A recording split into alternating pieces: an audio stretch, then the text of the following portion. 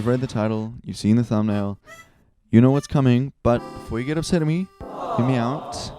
This is coming from someone who has spent the better part of a year grinding out GTA Online, and after spending hours and hours of my life doing just that, I think I am partly qualified to talk about this. First off, I think we should define exactly what I mean by a grindy game. A grindy game is a game in which you spend the majority of your time slowly chipping away at a number, slowly chipping away at a goal, just to chip away at a slightly bigger goal, a slightly bigger number, immediately after.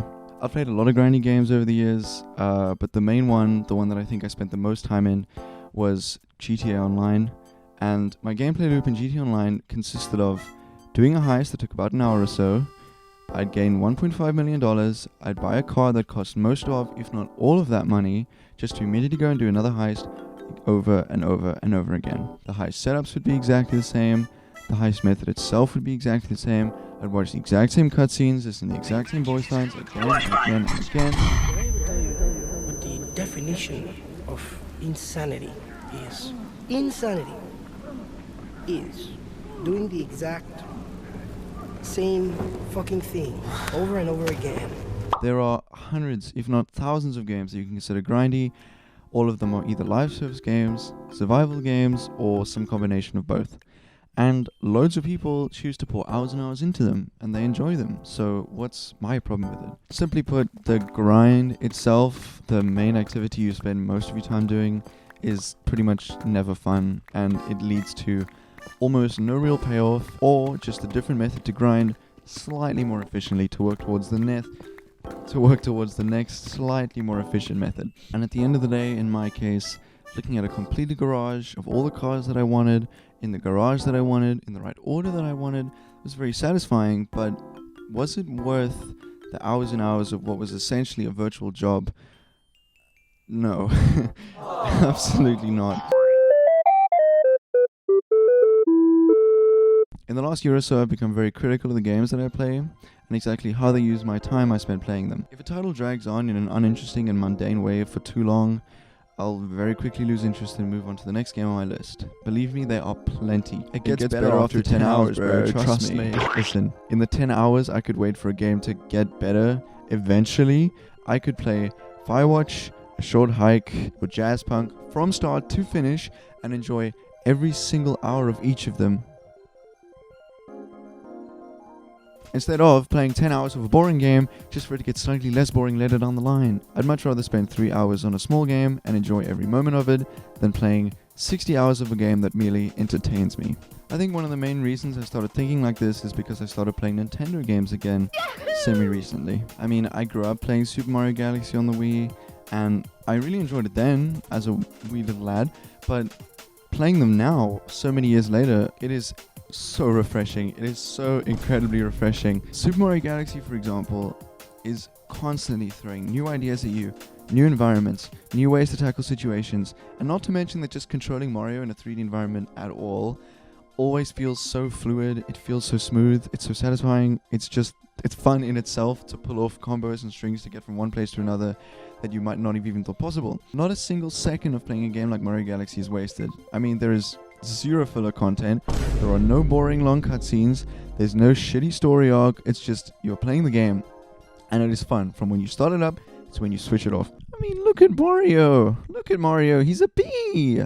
Isn't that fucking cute? It's fun. So I understand that the kind of fun that you have in a Mario game is different from the kind of fun that you might have in a Last of Us game, for example. And you can just imagine how I felt going from being tossed to a different galaxy every 20 minutes to going from one forest to a yellow forest to, oh, this one's red. Look at the red forest. Wow, that's so cool.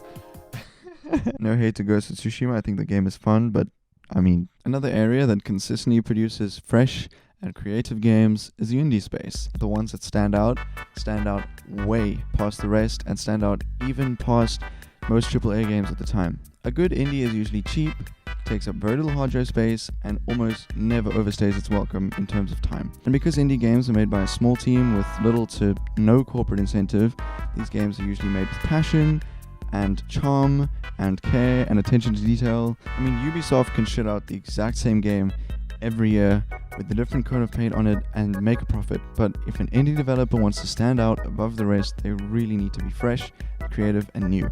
I mean, Journey, Outer Wilds, Art of Riley, Celeste, Hollow Knight, Hotline Miami, Shovel Knight, Hades, Undertale, Neon White, Inside, the other three that I mentioned earlier. I mean, your options are almost endless. There are so many fantastic indie games out there.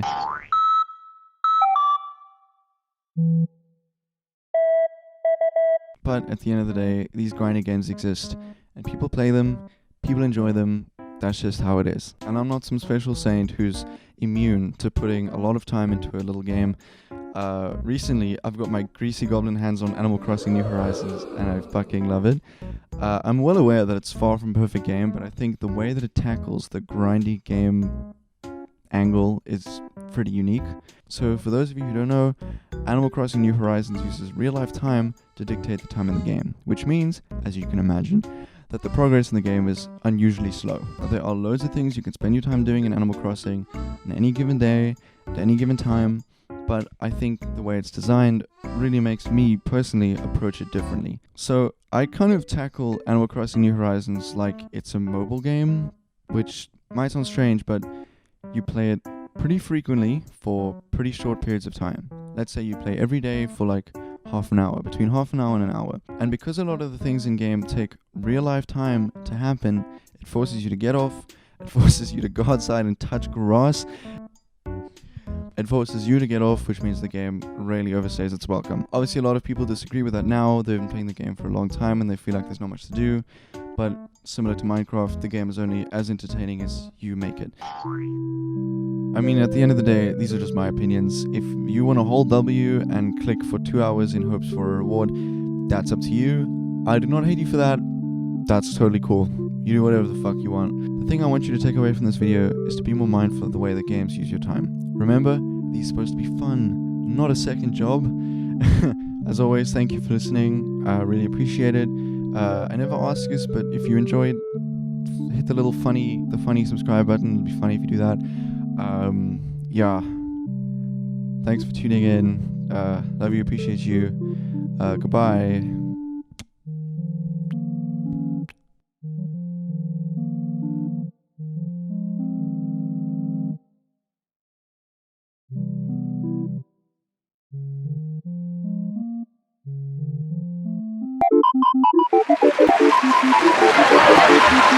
Your tongue is blue! I ate a Jolly Rancher. How did it get like that? I ate a Jolly Rancher. Is it always like that? I ate a Jolly Rancher. What?